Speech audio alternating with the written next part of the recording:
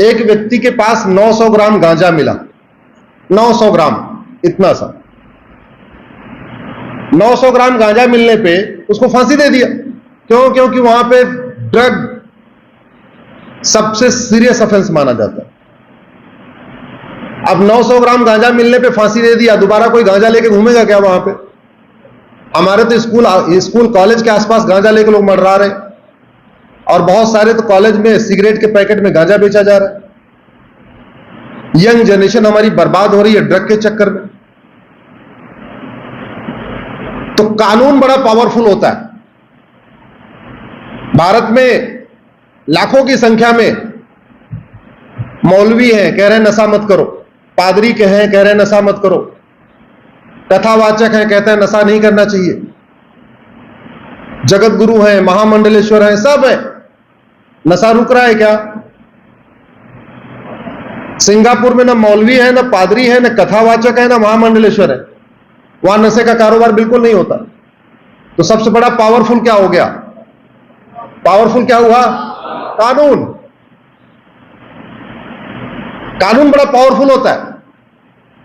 हमारे देश में मौलवी, पादरी, धर्मगुरु, महामंडलेश्वर सब सिखाते हैं झूठ मत बोलो, झूठ मत बोलो, झूठ मत बोलो। झूठे मुकदमे, झूठी शिकायतें, झूठी गवाही, लाखों की संख्या में झूठे केस, झूठे आरोप, झूठे प्रत्यारोप, सब कुछ झूठा झूठा।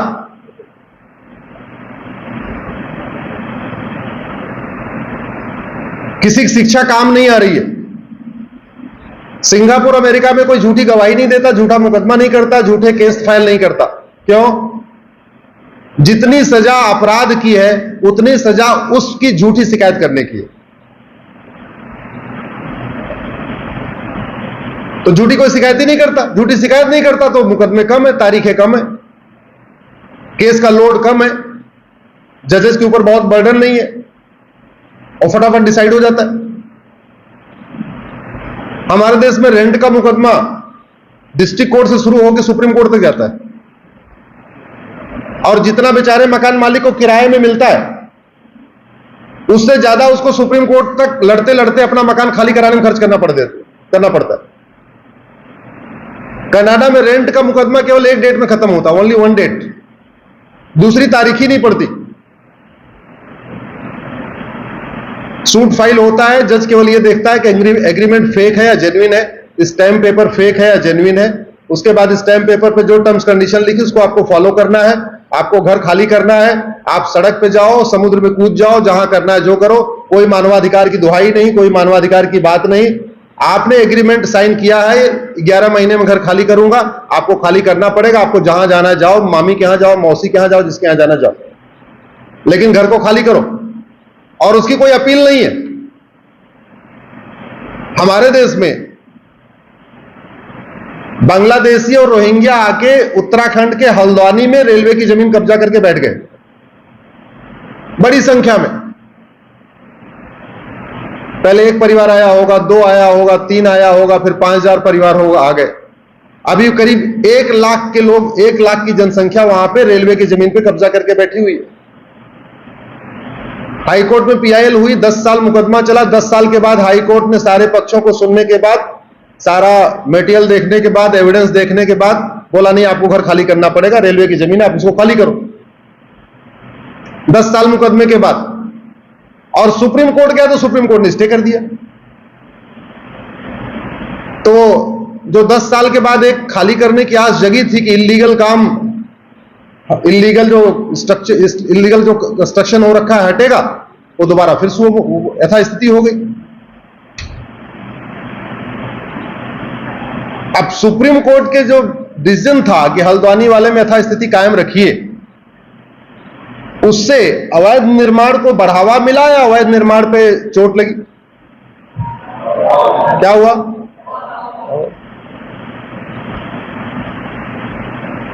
जैसे हमारे यहां सड़कों के अगल बगल इतने इलीगल कंस्ट्रक्शन होते जाते हैं, इतने इलीगल स्ट्रक्चर खड़े हो जाते हैं, रिलीजियस स्ट्रक्चर भी हैं, नॉर्मल स्ट्रक्चर भी हैं, गैर सारे स्ट्रक्चर खड़े हो जाते हैं। ऐसा भारत में होता है, पाकिस्तान में भी होता है ऐसा, भारत पाकिस्तान बांग्लादेश में होता है। America, Singapore, China, France, Dubai में ऐसा नहीं होता। क्यों? क्योंकि हमारे देश में अवैध निर्माण को हटाना पहली बात तो बड़ा मुश्किल काम है। 10 साल मुकदमा चलने के बाद हटेगा, और हटेगा तो केवल अवैध निर्माण हटेगा, पेनाल्टी का कोई सिस्टम ही नहीं है। वहां तो जब स्ट्रक्चर हटाते हैं तो पहली बात तो जिससे स्ट्रक्चर हटाते हैं उसका पूरा रेंट लेते हैं। मान लीजिए जेसीबी लगाया तो जेसीबी किराए पे जितना पैसा लिया, जितना खर्चा आया वो पूरा ले लेते हैं जिसका स्ट्रक्चर था, और इसके अलावा $1-2 लाख और उसके ऊपर कास्ट इंपोज कर देते हैं, जिसे दोबारा कभी कोई आदमी हिम्मत न करे। आप लोगों के सामने ये सब बातें रखने का कारण यह है कि अभी आप नए हैं, यंग हैं, फ्रेश माइंड है, आप अभी लॉ कर रहे हैं, तो लॉ को आप राष्ट्र सेवा का माध्यम बनाइए, देश सेवा का माध्यम बनाइए। मैं ये नहीं कहता कि नहीं, जहां आपको पता हो कि ये गड़बड़ है उसका केस नहीं, केस तो लेना चाहिए, स्वाभाविक सी बात, आप नहीं लोगे कोई और ले लेगा। लेकिन जहां तक संभव हो सके सत्य के साथ खड़े होना चाहिए। न्यायपालिका की स्थिति बहुत बदहाल है, और मेरा यह मानना है कि भारत में जितने अपराध बढ़े हैं, भ्रष्टाचार बढ़ा है, अवैध निर्माण बढ़ा है, अवैध कार्य हो रहे हैं, चाहे वो किडनैपिंग हो रही है या अपहरण हो रहा है, जो भी हो रहा है, ऑर्गेनाइज क्राइम हो रहा है, उसका मूल कारण स्लो जस्टिस सिस्टम का है। माफिया एक दिन में नहीं पैदा होता, माफिया एक क्राइम करता है, वो अगर उसको पहले क्राइम पे ही 10 साल की सजा हो जाए या 5 साल की सजा हो जाए या 2 साल की सजा हो जाए, वो रिफॉर्म, फिर वो सुधर जाएगा, अगला क्राइम नहीं करेगा। लेकिन वो पहला क्राइम करता है, फिर दूसरा क्राइम करता है, फिर तीसरा करता है, 5वां करता है, 10वां करता है, तब जाके लोगों को फिर याद आता, अच्छा ये तो अब तो क्रिमिनल हो गया है। तो अगर भारत में किडनैपिंग हो रही है, अपहरण हो रहा है, चोरी लूट झपटमारी है, चेन स्नेचिंग है, मोबाइल स्नेचिंग है, गुंडागर्दी है, एक्सटॉर्शन है, रेप मर्डर है, या धर्मांतरण है, या घुसपैठ है, या जो भी है, इसमें बहुत बड़ा कारण है कि हमारे देश में जस्टिस सिस्टम बहुत स्लो हो गया है, और जस्टिस सिस्टम दवा की तरीके काम करता है। जैसे दवाई अच्छी होती है तो बीमारी फटाफट ठीक हो जाती है। मान लीजिए आपको बुखार हुआ है, आपको फटाफट 2 गोली दे दी गई पैरासीटामॉल की, एक एंटीबायोटिक दे दिया, बुखार ठीक हो जाएगा। लेकिन अगर आपकी दवा ठीक नहीं है तो वो बुखार टाइफाइड भी हो जाएगा, हो सकता है निमोनिया भी हो जाए, हो सकता है लंबे समय तक बुखार चला तो हो सकता है कि आपको टीबी भी हो जाए। लगभग सेम स्थिति आपके जस्टिस सिस्टम की है। अगर जहां जस्टिस सिस्टम क्विक होता है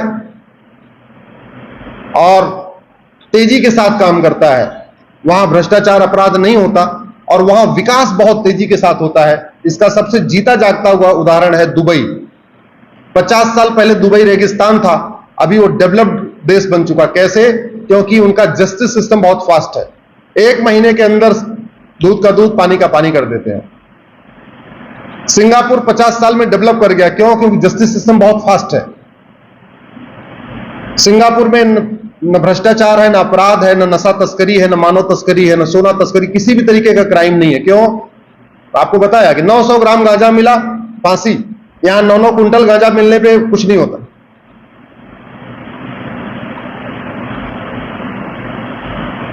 चाइना डेवलप कर गया, जस्टिस सिस्टम बहुत फास्ट है। कुछ दिन पहले चीन के कंपनी के जीएम ने जो ठेकेदार से उससे कुछ पैसा ले लिया था, सीधे फांसी दे दिया। कुछ दिन पहले वहां के कानून मंत्री ने कुछ घोटाला कर दिया था, सीधे फांसी हो गई। हमारे देश में तो बाकी लोगों को सजा हो ही जाती है, लेकिन सांसदों विधायकों को सजा होना बड़ा मुश्किल हो जाता है। वो पहले चले जाते हैं, मुकदमा उसके बाद अपने आप खत्म हो जाता है। शिबू सोरेन चले गए तो मुकदमा अपने आप खत्म, सुखराम चले गए तो मुकदमा अपने आप खत्म, नरसिम्हा राव चले गए तो मुकदमा अपने आप खत्म। हमारे यहां उनके मुकदमा चलते ही नहीं। स्पीडी जस्टिस सिस्टम का एक मैं आपको एग्जांपल देता हूं, काम कैसे करता है। हमने द्विवेदी जी एक 2016 में पीएल फाइल किया सुप्रीम कोर्ट में।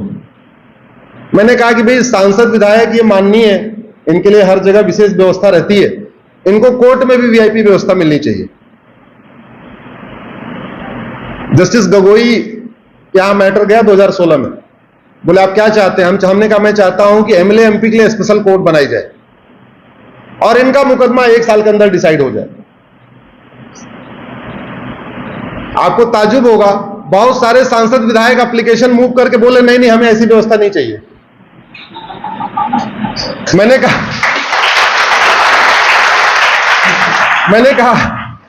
कहा ट्रेन में वीआईपी व्यवस्था चाहिए, एयरपोर्ट पे वीआईपी व्यवस्था चाहिए, दर्शन करने के लिए वीआईपी व्यवस्था चाहिए, हर जगह वीआईपी। तो हम कोर्ट में स्पेशल व्यवस्था दिलवा रहे हैं आपको, 1 साल के अंदर आपका मुकदमा ठीक हो जाएगा, हल हो जाएगा। बोले नहीं चाहिए नहीं चाहिए। अतीक अहमद ने एप्लीकेशन फाइल किया, मुख्तार अंसारी ने फाइल किया, बहुत सारे गैंगस्टर आके उन्होंने एप्लीकेशन फाइल किया कि नहीं साहब ये न्याय सबको समान मिलना चाहिए, हमको स्पेशल न्याय नहीं चाहिए, हमारी अलग व्यवस्था नहीं चाहिए। बहरहाल उनकी एप्लीकेशन रिजेक्ट किया। गगोई साहब ने 2018 में ऑर्डर किया, 17 में ऑर्डर कर दिया पूरे देश भर में एमएलए एमपी कोर्ट बनेगी। अब 1 साल लगा एमएलए एमपी कोर्ट बनने में और जो मुकदमे इधर उधर चल रहे थे सबको ट्रांसफर करने में। आपके कानपुर में भी बन गई है, कर्णपुर में भी। तो 2018 से एमएलए एमपी कोर्ट ने काम करना शुरू किया। सुप्रीम कोर्ट ने ऑर्डर दिया इनका मुकदमा अर्जेंट नहीं होगा, 1 साल के अंदर डिसाइड करना है। 1 साल के अंदर डिसाइड नहीं कर पा रहे हैं तो आपको कारण भी बताना पड़ेगा, आप डिसाइड क्यों नहीं कर पा रहे। पुलिस को डायरेक्शन है आपका इनको 3 महीने के अंदर इनकी चार्जशीट फाइल करना। अब तक 225 सांसदों और विधायकों को सजा हो चुकी है, 225 सांसदों और विधायकों की सदस्यता जा चुकी है केवल एक एफर्ट से। क्या कि इनका जस्टिस विद इन ईयर करना है इनको। अतीक अहमद को सजा हुई, बाद में अतीक अहमद के साथ तो एकदम परमानेंट सजा हो गई, लेकिन पहले अतीक अहमद को सजा हुई, मुख्तार अंसारी को सजा हुई, अफजाल अंसारी को सजा हुई, राहुल गांधी को सजा हुई। ऐसे 225 सांसदों और विधायकों को पिछले 5 साल में सजा हो चुकी है। तो अगर एक छोटा सा अब अच्छा इसका नतीजा क्या निकला? अब जो माफिया टाइप के लोग हैं वो सांसद विधायक नहीं बनना चाहते, क्योंकि वैसे तो उनका केस 20-30 साल चलेगा, 40 साल चलेगा, और अगर सांसद बन गए, विधायक बन गए तो उनका मुकदमा 1 साल चलेगा। और इतने उनके काम है कि अगर 10 मुकदमा है तो 2-3 में सजा तो हो ही जाएगी, तो फिर सांसद विधायक बनने कोई फायदा हुआ क्या? तो अब माफिया टाइप के लोग राजनीति में नहीं आ रहे। क्यों?